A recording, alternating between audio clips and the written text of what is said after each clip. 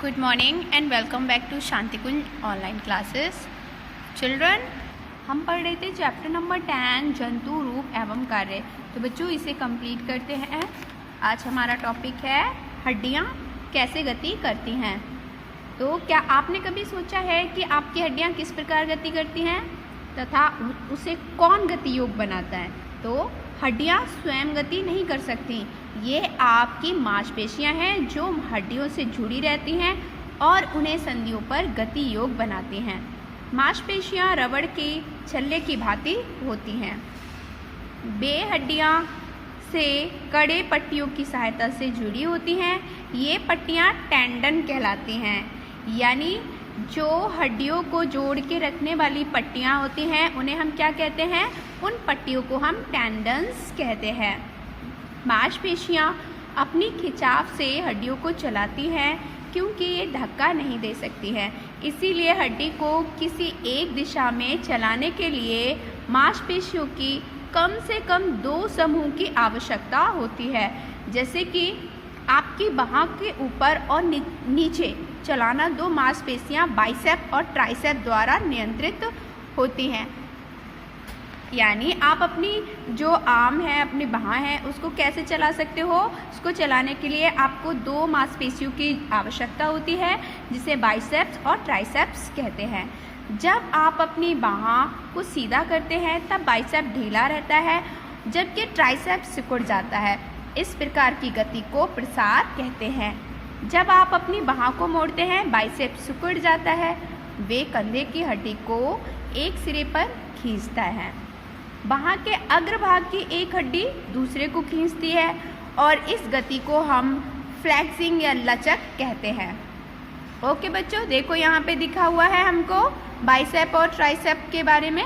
ये जो हड्डी दिख रही है आपको, ये है ट्राइसेप्स और इस साइड की जो मांसपेशी है, सॉरी, ये वाली मांसपेशी है ट्राइसेप और ये वाली मांसपेशी है बाइसेप्स। ऐसे ही सेम हमारी सेकेंड हैंड में भी है, ऊपर की मांसपेशी को ट्राइसेप और नीचे की बाइसेप्स। ओके, नेक्स्ट है अन्य जंतुओं का कंकाल। तो अलग अलग जंतुओं के कंकाल भी अलग अलग तरह के ही होंगे। ऑब्वियसली आपको आश्चर्य होगा कि कुछ जंतुओं के कंकाल में हड्डी बिल्कुल भी नहीं होती। कंकाल 2 तरह के होते हैं, एक होता है बहिर्कंकाल, एक होता है अंतःस्थ कंकाल। तो पहले हम पढ़ते हैं बहिर्कंकाल के बारे में। केकड़े हो गए, कीट हो गए, मकड़ियाँ हो गई, इन सब का शरीर एक कड़े खोल से ढका रहता है और वही उनके अंदर की जो मांसपेशियाँ होती हैं उनको सुरक्षित रखता है। किसी जीव शरीर के बाहरी भाग पर लगे ऐसा कड़ा संरचना बहिर्कंकाल कहलाता है। ये प्रायः कैल्शियम कार्बोनेट एवं सिलिका का बना होता है एवं बहिर्कंकाल सुरक्षा प्रदान करता है। इसका सबसे बड़ा दोष है कि जीव में वृद्धि के साथ साथ इसका आकार नहीं बढ़ता। फलस्वरूप जीव को अपने जीवन काल में कई बार इसे उतार देना पड़ता है। कुछ कीट जैसे कि मच्छर हो गए, मक्खी हो गए, इनमें पंख बहिर्कंकाल से जुड़े रहते हैं और पंखियों की गति कंकाल से जुड़ी मांसपेशियों द्वारा नियंत्रित होती है या फिर कंट्रोल होती है। और अंतःकंकाल किसका होता है बच्चों? मनुष्य की भांति कुछ और भी जंतु हो गए, जैसे कि मछली हो गई, जलस्थली सरीसृप हो गए, पक्षियों के कंकाल हो गए। इनके शरीर के अंदर ही ये रहते हैं। जैसे हमारा कंकाल हमारे शरीर के अंदर ही रहता है ना, ऊपर से मांसपेशियां जुड़ी होती हैं। सेम इसी तरह से ऐसा कंकाल अंतःस्थ कंकाल कहलाता है। यह आंतरिक अंगों की रक्षा करता है और शरीर के अन्य अंगों की गति में सहायता करता है। बहिर्कंकाल के विपरीत ये जंतु में वृद्धि के साथ साथ बढ़ता जाता है।